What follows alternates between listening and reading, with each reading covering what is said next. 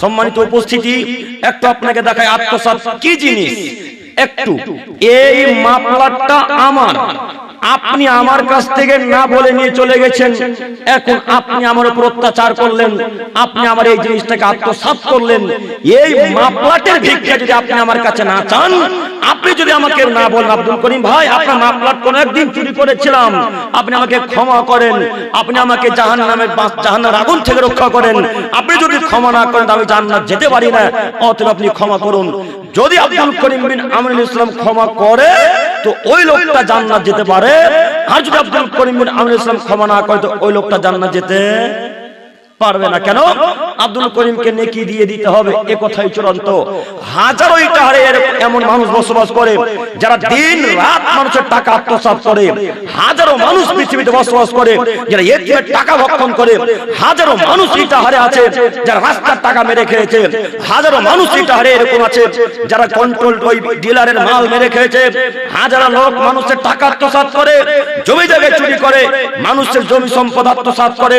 সম্মানিত মুরব্বী সাহেব, আপনাকে আমি অনুরোধ জানাচ্ছি, আসমানের নিচে জমিনের উপরে যদি 10 বছর জীবন যাপন করেন, আসমানের নিচে জমিনের উপরে যদি 20 বছর জীবন যাপন করেন, আল্লাহ যদি আয়ু 70 বছর দেয়, আল্লাহ যদি আয়ু 60 বছর দেয়, 60 বছর জীবনীতে 1 টাকা কারো এদিক ওদিক করার চেষ্টা করবেন না ইনশাআল্লাহ। মনে থাকবেন ইনশাআল্লাহ। 1 টাকা যদি এদিক ওদিক হয়ে যায় ফলাফল জাহান্নাম। প্রমাণ মহান আল্লাহ তাআলা বলেন, পৃথিবীর মানুষ তোমরা শোনো, ওয়ামা কানা লিনাবিয়িন আইয়াগুল, কোন নবীর পক্ষে সম্ভব নয় যে সে আত্মসাৎ করবে, কোন রাসূলের পক্ষে এটা সম্ভব নয় যে কারো জমি জায়গা আত্মসাৎ করে নেবে, কারো টাকা পয়সা চুরি করবে, এটা অন্তত কোন নবীর পক্ষে সম্ভব নয়। এর পরের অংশে আল্লাহ তাআলা বলছেন, ওমাইয়াগুল, যে ব্যক্তি কারো জমি জায়গায় টাকা পয়সা আত্মসাৎ করবে, ইয়াতি বিমা গাল্লা ইয়াউমুল কিয়ামা, কিয়ামতের মাঠে আল্লাহ তাআলা তাকে সেই অনুযায়ী শাস্তি দিবেন, সেটা নিয়ে উপস্থিত হবে। সুম্মা তুওয়াফা কুল্লু নাফসিন মা কাসাবাত, আল্লাহ সুবহানাহু ওয়া তাআলা বলেন, এরপরে যে যতটুকু কর্ম করবে আমি আল্লাহ তাআলা কিয়ামতের মাঠে তাকে সেই অনুযায়ী হিসাব দেব, সেই অনুযায়ী আমি আল্লাহ তাআলা বিচার করব। ওহুম লা ইউযলামুন, আমি আল্লাহ তাআলা কারোর উপর অন্যায় অবিচার করব না, এ কথা আল্লাহ তাআলা বলেন। ও ডিলার সাহেব, আপনার অবস্থা দেখুন কত কঠিন, আমি কি দিয়ে বোঝাই। ও এমপি সাহেব, আপনার অবস্থা দেখুন কত কঠিন, আপনাকে আমি কি দিয়ে বুঝাই। ও এমএলএ সাহেব, আপনার অবস্থা যে কত কঠিন, আমি আপনাকে এখন কি দিয়ে বুঝাই। আল্লাহ নবী বলছেন, আল্লাহ তাআলা বলেন, যদি কোনো মানুষ 1 টাকা আত্মসাৎ এদিক ওদিক করে তো কিয়ামতের মাঠে সেই জিনিসটাকে নিয়ে উঠবে, সেই দিন কিয়ামতের মাঠ সেইভাবে হবে। এখন আপনাকে বলি, নবীদের পক্ষে যদি কোনো খারাপ কাজ করা সম্ভব না হয়, নবীদের যদি জায়েজ না হয় কারো সম্পদ আত্মসাৎ করা, কারো টাকা পয়সা দখল করা, কারো জমি জায়গা জোরপূর্বক দখল করে নেওয়া, তাহলে জনসাধারণ আম পাবলিকের জন্য কি জায়েজ? যে জায়েজ নয়। আল্লাহ তাআলা নবীদেরকে যে বিধান দিয়েছেন সেই অনুরূপ হুবহু বিধান আম পাবলিক সাধারণ জনগণ জনতাকে দিয়েছেন। অতএব মুহাম্মদ সাল্লাল্লাহু আলাইহি ওয়াসাল্লাম এবং পৃথিবীতে যত নবী রাসূলগণ এসেছেন, কোন নবী রাসূলগণ যেমন কোনো কিছু খেতে পারে না, কোন জোরপূর্বক কিছু নিতে পারে না, ঠিক আদমের কোন মুসলমানের বাচ্চারাও নিতে পারে না। তো আপনার ডিলার সাহেব যে প্রতিদিন চাল মেরে খাচ্ছে গো, এখন কি করবেন? আপনাদের এমপি সাহেব যে প্রতিদিন টাকা মেরে খাচ্ছে এতিম মিসকিনদের, এখন কি করবেন? আপনাদের গ্রামে যিনি মেম্বারের পদে ছিলেন, মেম্বারের পদে আসার আগে তার বাড়ি ছিল মাটির, এখন 2 তলা বাড়ি। কত টাকাতে আল্লাহ বরকত দেয় আল্লাহু আলাম, আল্লাহ ভালো জানে। আপনাকে আমি কিভাবে বুঝাই বলেন তো দেখি। কোন মানুষের জোরপূর্বক এতটুকু টাকা, চাল, গম কিছু আত্মসাৎ করতে পারে না। তো মমতা খালা নবান্নতে বললো, এই ইটাহারের ডিলার সাহেব, ইটাহারের সমস্ত মানুষের মাথা পিছু 3 কিলো করে গম দিবে। এখন ডিলার সাহেব ইটাহারে কয় কিলো গম দিয়েছে? 2 কিলো। 1 কিলো গম তার পকেটে বা তার বাড়িতে। আর ওই যে লোক রাস্তার টেন্ডার নিয়েছিল, হাজারো রাস্তা ইটাহারে খারাপ হয়ে পড়ে আছে, আমাদের গাড়ি ঢুকে না, হাজারো রাস্তায় ভাবে পড়ে আছে গরুর গাড়ির মতো, হাজারো রাস্তায় ভাবে খারাপ হয়ে আছে। ওই লোকটা কি গাড়ির রাস্তার টাকা পায়নি? ওই লোকটাকে টেন্ডার পায়নি, টেন্ডার পেয়েছে কথাই ঠিক, কিন্তু টেন্ডারের টাকা অনুযায়ী সে লোকটা কাজকর্ম করেনি। তো যে লোকটা টাকা মেরে খেলো, আত্মসাৎ করলো, এর হিসাব কিয়ামতের মাঠে মনে হয় হবে না? হবে, কিয়ামতের মাঠে হবে। তাহলে আপনার ডিলার আর আপনার এমপি সাহেব, মোড়ল সাহেব কিভাবে টিকবে কিয়ামতের মাঠে? এই বাক্য একটু আপনি আমাকে বুঝান। সম্মানিত মুরব্বী সাহেব, সম্মানিত ডিলার সাহেব, আপনি কথা স্মরণ করুন। আমি আপনাকে অপমান করতে আসিনি, আমি আপনার দিনী ভাই, আমি আপনার ছেলের মতো, আমি আপনার নাতি পোতার বয়সের ছেলে, আপনাকে আমি করজোড়ে অনুরোধ জানাচ্ছি, এতটুকু চাল মেরে খেলে কিয়ামতের মাঠে হিসাব দেওয়া লাগে, এতটুকু টাকা মেরে খেলে কিয়ামতের মাঠে হিসাব দেওয়া লাগে। ইটাহারের হাজারো মানুষের চাল মেরে খেলেন, ইটাহারের হাজারো মানুষের গম মেরে খেলেন, ইটাহারের হাজারো মানুষের টাকা মেরে খেলেন, চিনি মেরে খেলেন, এর হিসাব দিতে হবে। কিয়ামতের মাঠ বড় কঠিন। সেদিন আল্লাহ তাআলা ডাক দিয়ে বলবেন, লিমানিল মুলকুল ইয়াউম, এই পৃথিবীর রাজা বাদশা তোমরা শোনো, বলো আজ ক্ষমতা কার, বলো আজকে বাদশাহী কার, বলো আজকে রাজত্ব কার, বলো আজকে ক্ষমতা কার। সকল বাদশা, সকল রাজা, সকল দায়িত্বশীল ব্যক্তি এক ডাক দিয়ে আল্লাহ তাআলাকে বলবে, আল্লাহ ক্ষমতা আপনার, আল্লাহ রাজত্ব আপনার, আল্লাহ বাদশাহী আপনার, আপনি আজকে যা করবেন তাই আজকে প্রযোজ্য। কেউ আপনার বিরোধিতা করতে পারবে না, কেউ আপনার পক্ষে বিপরীত কোনো কথা বলবে না। আপনি আজকে যা করবেন তাই হবে। এ কথা আল্লাহ তাআলা কিয়ামতের মাঠে যদি ডাক দিয়ে বলেন, তাহলে যারা হারামখোর নেতা এমপি তাদের অবস্থা কি হবে? যারা হারামখোর ডিলার সাহেব তাদের অবস্থা কি হবে? আবার আপনার ডিলার সাহেব আর এমপি সাহেব হজ মৌসুমে হজও করে, মাঝে মাঝে উমরাতেও যায়, 40 বার উমরা করেছে আপনার ওই ডিলার সাহেব, কিন্তু চাল মেরে খাওয়া, গম মেরে খাওয়া বাদ দেয়নি। তো বক্তব্য শোনার পর ভুল বুঝতে পেরেছে মক্কাতে গিয়ে, তো কাবার গিলাফ ধরে আছেন, আল্লাহকে বলছে, আল্লাহ ইটাহারের মানুষের তো চাল মেরে খেয়েছি, তো আমি তো বুঝতে পারিনি এত বড় পাপ। আল্লাহ ইটাহারের মানুষের এতিমের টাকা খেয়েছি, আমি তো জানি না এত বড় পাপ। এমপি সাহেব বলবে এত টাকা মেরে গেছে, আল্লাহ তুমি ক্ষমা করে, জানতাম না এত বড় পাপ। কাবার গিলাফে ধরে দুই চোখে পানি অনবরত ঝরঝর ঝরঝর ঝরঝর ঝরঝর পড়তেই আছে, পড়তেই আছে, পড়তেই আছে। তিনি যখন একেবারে নিরুপায় হয়ে গেছে, তখন মাথা ঠুকতে শুরু করেছে। মাথা ঠুকে ঠুকে ঠুকে ঠুকে ঠুকে ঠুকে কাবার গিলাফে রক্ত বের করে দিয়েছে। রক্ত বের করে দিয়ে এবার আল্লাহকে ডাক দিয়ে বলছে, আল্লাহ আমি বড় গুনাহগার, আমি বড় পাপী, তুমি বড় দয়াবান, তোমার দরবারে ভিক্ষা চাইছি, কাবার গিলাফ ধরে তুমি আমাকে ক্ষমা করো। ইটাহারের মানুষের চাল মেরে খেয়েছি, গম মেরে খেয়েছি, ডাল মেরে খেয়েছি। এইভাবে আল্লাহকে ডাকতে আছেন। এক পর্যায়ে আল্লাহ তাআলা ডাক দিয়ে বলবেন, ও ডিলার সাহেব, চাল যে আমার নয় গো, চাল যে ইটাহারের মানুষের। ক্ষমা চাইলে ইটাহারের মানুষের কাছে ক্ষমা চাইতে হবে। আমি আল্লাহ তাআলা এই অত্যাচারের পাপ ক্ষমা করতে পারবো না। হাদিসে কুদসি মহান আল্লাহ তাআলা বলেন, পৃথিবীর মানুষ তোমরা মনে রেখো, আজ আমি আল্লাহ আমার উপর অত্যাচার করাকে হারাম করে দিলাম, আজ আমি আল্লাহ আমার উপর অত্যাচার করাকে হারাম করে দিলাম, আজ আমি আল্লাহ আমার উপর অত্যাচার করাকে হারাম করে দিলাম, এবং কোন মানুষের উপর অত্যাচার করাকে হারাম করে দিলাম। পৃথিবীতে কোন মানুষ কোন মানুষের উপর অত্যাচার করতে পারে না, এটা হারাম। এ কথা আল্লাহ তাআলা হাদিসে কুদসিতে বলেন। এবার আপনি বলেন, যদি আল্লাহ অত্যাচারের পাপ আপনার ক্ষমা করে দেয়, তো ইটাহারের মানুষের উপর কি আল্লাহ অত্যাচার করলো না? যদি ডিলারের পাপ, চাল মেরে খাওয়ার পাপ, গম মেরে খাওয়ার পাপ আল্লাহ ক্ষমা করে দেয়, তাহলে কি আল্লাহ ইটাহারের মানুষের উপর অত্যাচার করলো না? আল্লাহ তো অত্যাচার করলো। তাহলে আল্লাহর বাণীতে এবং মুহাম্মদ সাল্লাল্লাহু আলাইহি ওয়াসাল্লামের বাণীর বিবরণ দ্বারা বোঝা যায় আল্লাহ সুবহানাহু ওয়া তাআলা অত্যাচারের পাপ ক্ষমা করবে না। তো কিভাবে ক্ষমা পাওয়া যাবে? ইটাহারের মানুষের কাছে ভিক্ষা চাইতে হবে। এখন ইটাহারের মানুষের কাছে আপনার এমপি, এমএলএ, মোড়ল, সর্দার, ক্যাশিয়ার ক্ষমাও চাইতে পারবে না, এই পাপ ক্ষমাও হবে না। একটু এখানে শুধু এমপি, এমএলএ দেরকে অনুরোধ করে বলতে চাচ্ছি না, পৃথিবীতে যেখানে যারা দায়িত্ব পালন করছে, যেখানে যারা হোক না কেন দায়িত্ব এতটুকু, হোক না কেন দায়িত্ব এত বড়, দায়িত্ব ছোট থেকে বড়, বড় থেকে ছোট, যত বড় দায়িত্ব হোক না কেন, এক নিষ্ঠভাবে একমাত্র আল্লাহকে খুশি করার জন্য দায়িত্ব পালন করবো ইনশাআল্লাহ। এর মধ্যে যদি এতটুকু আত্মসাৎ চলে আসে, এর মধ্যে যদি এতটুকু অন্যায় অবিচার হয়ে যায়, তাহলে আর জান্নাত হয় না। তাই তো ইটাহারের বিচারকদেরকে অনুরোধ করে সেই দিন বলেছিলাম, ইটাহারের কোন এক জায়গায়, ও বিচারক সাহেব, বিচার সঠিকভাবে করার চেষ্টা করেন, নলে কিয়ামতের মাঠ বড় কঠিন। আপনি বিচার করেন কি হিসেবে আমরা বুঝতে পারলাম না। যে লোকটা ধনী মানুষ তার পক্ষে বিচার করলেন, যে লোকটা গরিব মানুষ তার বিপক্ষে বিচার করলেন কেন? আপনাকে টাকা দিলেই বা ঘুষ দিলে আপনি বিচার পরিবর্তন করলেন কেন?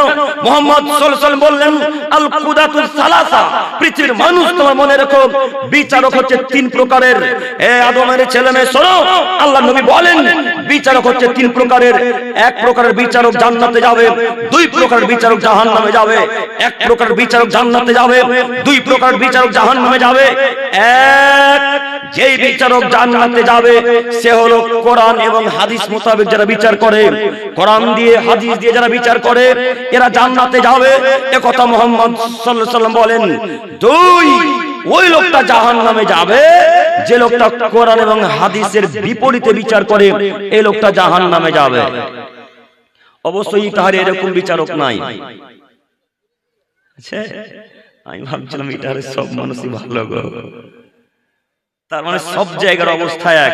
একটু আপনার ছেলেকে আমি আজকে 2 থাপ্পড় মেরে দিয়েছি, তো ছেলের গায়ে এত ব্যথা হয়েছে, গালে শরীরে এই মুখমণ্ডলে এত ব্যথা পেয়েছে যে আমার 5টা আঙ্গুলের ছাপ তার গালে উঠে আছে। তো আপনার ছেলে তো গরিব মানুষ, আমি তো ধনী মানুষ, তো আমার বাপও ধনী মানুষ, আমি তাহলে বিচারককে গিয়ে বললাম এই নেন 20,000 টাকা, বিচারটা ওর বিপরীতে করে দিন। বিচার পাল্টাই না মনে হয় না?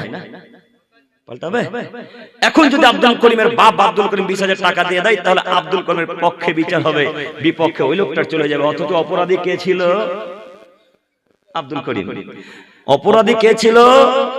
আব্দুল করিম। তো আব্দুল করিমকেই অপরাধী প্রমাণ করতে হতো। তো এরকম বিচারক আমরা ইটাহারে দেখতে পাই না নাকি? না আছে? আছে। যদি থাকে তাহলে ওই বিচারককে অনুরোধ জানাচ্ছি, বিচারক সাহেব পদত্যাগ করেন। আজ কে পদত্যাগ করেন আপনি বলেন, এই ইটাহারের মানুষ আমার পক্ষে বিচার করা সম্ভব নয়, আমি আজকে পদত্যাগ করলাম, আমি আজকে রিজাইন দিলাম, আমি আজকে থেকে বিচারকের পদে থাকবো না। কেন? আল্লাহ তাআলা বলেন যদি কোনো মানুষ আত্মসাৎ করে, যদি কোনো মানুষ অন্যায় বিচার করে, তার ফলাফল জাহান্নাম। অতএব সম্মানিত মুরব্বী সাহেব, সম্মানিত যুবক ভাই, আপনাকে আমি অনুরোধ জানাচ্ছি বিচার আল্লাহ এবং রাসূলের পদ্ধতি অনুযায়ী করেন। 2 3 ওই বিচারক জাহান্নামে যাবে যেই বিচারক মন মতো বিচার করে, ঘুষ খেয়ে না। তো আমার বলার তাহলে প্রয়োজন নেই, ইটাহারের মানুষ বুঝতে পেরেছে যে কে কেমন বিচারক। এরপরও 2-1টি কথা। বিচারক যদি 3 প্রকারের হয়, এক প্রকারের বিচারক জান্নাতি, 2 প্রকারের বিচারক জাহান্নামী। 2 প্রকারের বিচারকের এক প্রকার বিচারক আল্লাহর কোরআন এবং হাদিসের অমান্য বিচার করে, আরেক প্রকারের বিচারক মন মতো বিচার করে, যার কোরআনেরও জ্ঞান নেই, হাদিসেরও জ্ঞান নেই। এরকম বিচারক নাই পৃথিবীতে।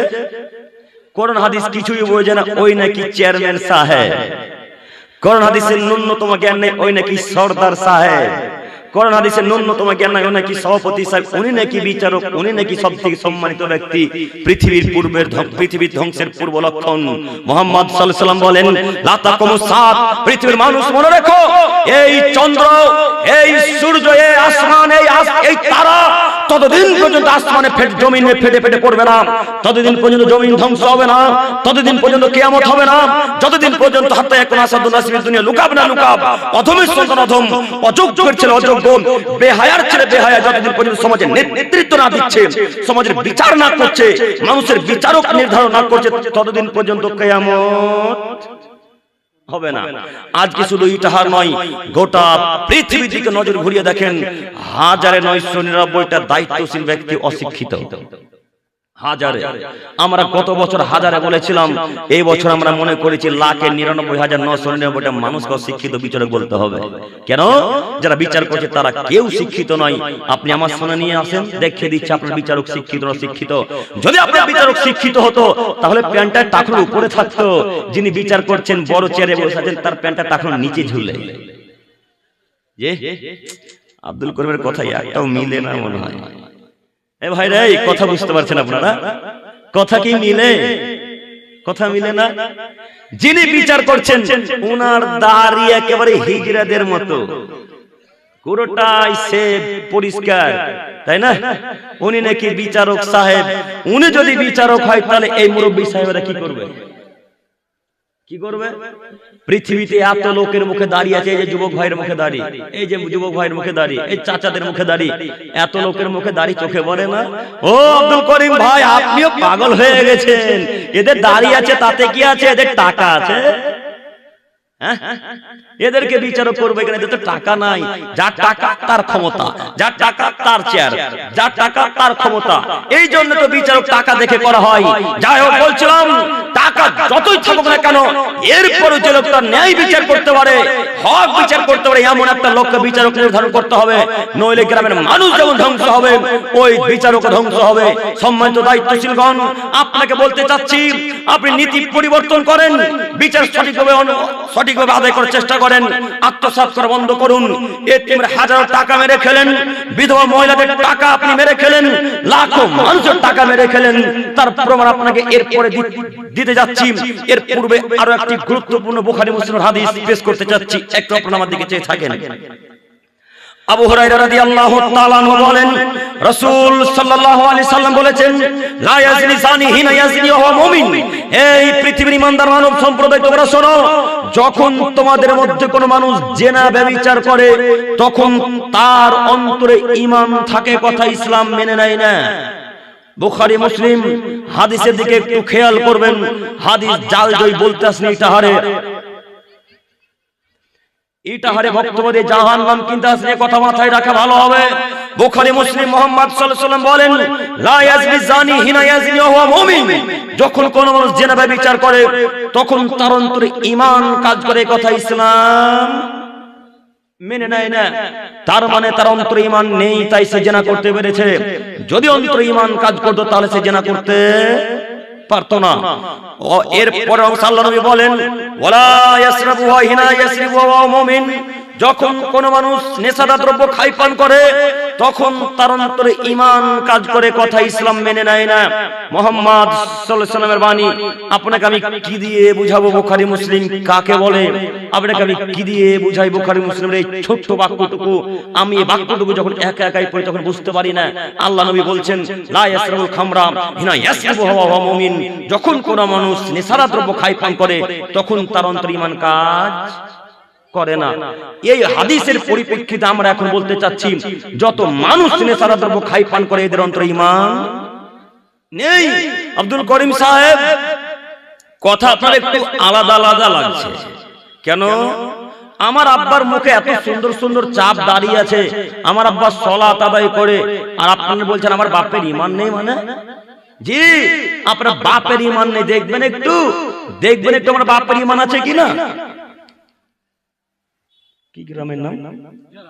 ঘেরা। জাযাকাল্লাহু খাইরান। আপনার বাপ ঘেরাতে বসবাস করে, আপনার বাপ আজকে এই ঘেরার জালসার এই স্থানে আছে। আপনার বাপের পকেট চেক করেন, দেখেন তো বিড়ি পাওয়া যায় কিনা।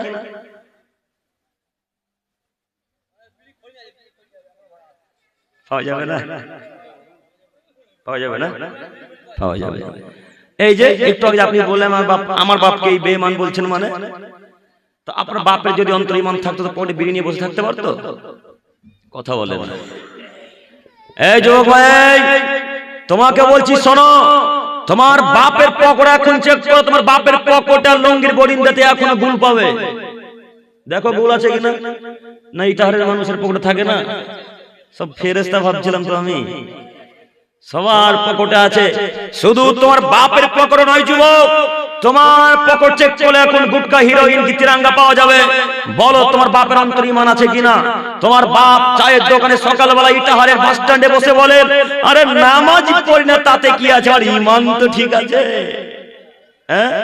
এই কথাটা আর হিন্দুদের কথাটা এক। হিন্দুরা বলছে পরকালে কিছু নেই, হিন্দুরা বলছে এইখানেই শেষ। গতকালকে আমরা সবজি নিচ্ছিলাম একটা বাজারে, তো একটা দইওয়ালা একটা সবজিওয়ালা বলছেন যে পরকাল বলে কিছুই নেই, এখানেই শেষ হয়ে যাবে, যা হবে জ্বালিয়ে পুড়িয়ে ছারখার করে দেবে। তখন দইওয়ালাটা বলছে, তুমি কিছুই জানো না, পরকালে নরক আর জান্নাত আছে। উনিও হিন্দু ঘোষ মানুষ, কিন্তু তিনি নরক আর জান্নাত বিশ্বাস করে। তো আপনার অবস্থা তাদের অবস্থা এক। তারা মনে করছে ইহকালে শেষ, আর আপনার বাপ বলছে নামাজ পড়ে না তাতে কি আছে, ঈমান ঠিক আছে। আপনার বাপ নামাজ পড়ে ইমানকে ঠিক রাখতে পারলো না, আর আপনার বাপ বেনামাজি ইমান ঠিক আছে বলছে। ছি ছি ছি ছি ছি ছি ছি ছি। মানুষের মাথাতে বিদ্যার এ কথা বুঝলাম, বুদ্ধিও কি না? বিদ্যা আলাদা জিনিস, বুদ্ধি আলাদা জিনিস। বিদ্যা আলাদা জিনিস, বুদ্ধি আলাদা জিনিস, দুইটা জিনিস সমান নয়। আপনার বাপের বিদ্যাও নাই, বুদ্ধিও নাই, মানবতাও নাই, হিতাহিতি জ্ঞানও নাই, কোন মানবতাই নাই। আপনার বাপ একেবারে বাংলা গ্রামের ভাষায় ওয়া মানুষের বাচ্চা মানুষ। আপনার বাপের নিম্নতম জ্ঞান নেই। যদি আপনার বাপের ব্রেনে এতটুকু জ্ঞান থাকতো, আজকে দস্তরবন্দি মাদ্রাসার জালসাতে কোন মায়ের বেটা পকেটে বিড়ি গুটখা নিয়ে বসে থাকতে পারতো? পারতো? পারতো না। এই বাক্য প্রমাণ করে আপনার বাপের অন্তরে ঈমান নেই, আপনার বাপের মাথাতে বিদ্যা নেই। এমন কোন মায়ের বেটা ইটাহারে বলতে পারে বিড়ি খাওয়া জায়েজ, এমন কোন মায়ের বেটা ইটাহারে বলতে পারে গুড় মারা জায়েজ, এমন কোন মায়ের বেটা ইটাহারে এই ঘেরাতে বলতে পারে গুটখা পান করা জায়েজ। যদি কোন মায়ের বেটা বলতে আসে, ওকে হাদিস পন্ডিত এই এলাকার গোরস্ত যদি পুঁতে না দিতে পারি, জাতির সামনে কোশ্চেন করে কথা বলবো না। কে বললো হালাল, কে বললো মাকরুহ? অসম্ভব কখনো হয়। মুরব্বি সাহেব কথা মাথায় রাখবেন। মুহাম্মদ সাল্লাল্লাহু আলাইহি ওয়াসাল্লাম বলেন, মাসকারা কাসিরহু ফাকালিহু হারামুন। পৃথিবীর মানুষ তোমরা মনে রাখো, যে জিনিস বেসিক্যালি বিবেকের ক্ষতি হয় তার অল্প বস্তু হারাম, তার অল্প বস্তু মদ। অন্যত্র মুহাম্মদ সাল্লাল্লাহু আলাইহি ওয়াসাল্লাম বলেন, মাস কুল্লু মুসকিন খামর ওয়া কুল্লু খামরিন হারাম। প্রত্যেক নেশাদ্রব্য মদ, আর প্রত্যেক নেশাদার দ্রব্য হারাম। ও মুরব্বি সাহেব, যেই পকেটে গুটকার গুল রেখেছেন, এই গুলগুলো যদি 250 এখন আপনার মুখে ভরে দেওয়া হয়, আপনার ব্রেন ঠিক থাকবে? থাকবে না? না, যদি না থাকে তাহলে হারাম। একটু আপনারা আমার দিকে চেয়ে থাকেন, আমি কিছুক্ষণের জন্য বাক্য পরিবর্তন করতে চাচ্ছি। একটু এই ভাইরা, এই পিছনে যারা আছেন দেখতে পাচ্ছেন আমাকে ভালো করে? সবাই আপনারা তাকান। প্রত্যেকের পকেটে বিড়িগুলো গুটকা আছে, এটা আমি এখনই বিশ্বাস করে নিয়েছি। আপনাকে দেখলাম রাস্তাতে বিড়ি পান করছিলেন। ওই যে গাড়িটা যখন রাখলেন ওইখানে, ওই গেটের সামনে 1-2-3টা ছেলে বিড়ি পান করছিল, আপনারা দেখেননি? কিসের দায়িত্বশীল ব্যক্তি আমরা বুঝতে পারলাম না। একটু আপনাকে দেখাই, একটু লক্ষ্য করেন। এই নীল ড্রপস, এটা মনে করেন এখন মদের বোতল। কিসের বোতল? এটা কিন্তু পানির বোতল নয়। এখন আপাতত 2-3 সেকেন্ডের জন্য মনে করেন মদের বোতল, মনে থাকবে ইনশাআল্লাহ। তো এই মদের বোতলটা এখন পরিপূর্ণ হারাম না হালাল? হারাম তো? হারাম। তো আমি আব্দুল করিম বিন আমিনুল ইসলাম এক ছিপি মদ পান করলাম, নেশা লাগলো, তাহলে হালাল? কথা বুঝাতে পারিনি। এক ছিপি মদ আমি আব্দুল করিম বিন আমিনুল ইসলাম পান করলাম, তো আমার কি নেশা লাগলো? আমি কি এখন ইটাহারের মানুষকে গালি দিচ্ছি? আমি কি কাউকে নোংরা ভাষায় কথা বলেছি? তাহলে হালাল? কেন হালাল? ব্রেন তো পরিবর্তন করেছে। ওই যে আপনার হুজুর যে বলল, ব্রেন পরিবর্তন যতক্ষণ না হবে ততক্ষণ হালাল। তো এই পদ্ধতিতে তো বিড়ি খাওয়াটা ধরলেন।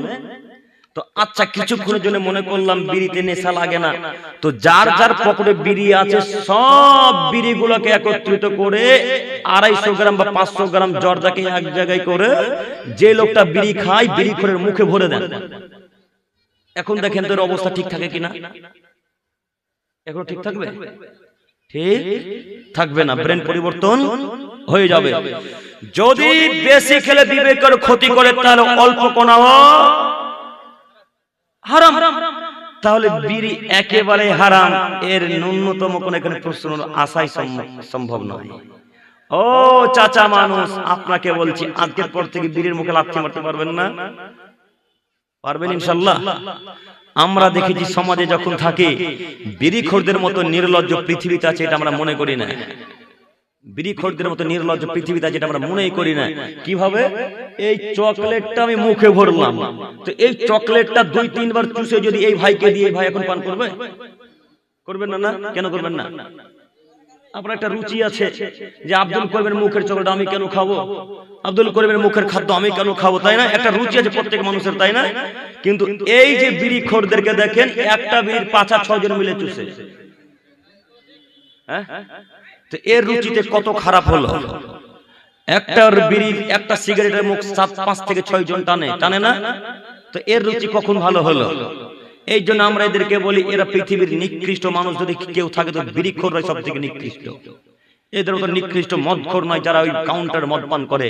কাউন্টার মদ পান করে যে লোকটা নিজের ক্ষতি করে, ও জনগণের ক্ষতি করে না।